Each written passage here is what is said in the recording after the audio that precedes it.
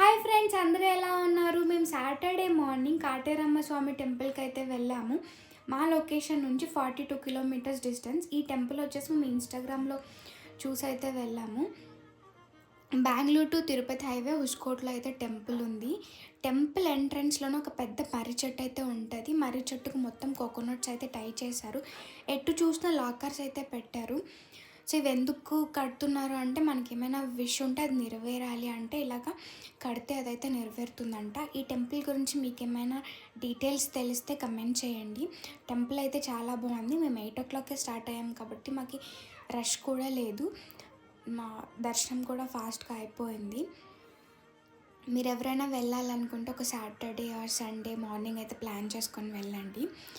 అలాగే ఇక్కడ ఒక పెద్ద స్టాచ్యూ కూడా కడుతున్నారు. మీరు ఎవరైనా ఫండ్స్ ఇవ్వాలి అంటే టెంపుల్కి విజిట్ చేసినప్పుడు అయితే ఫండ్స్ అయితే ఇవ్వండి. That's all for this video guys.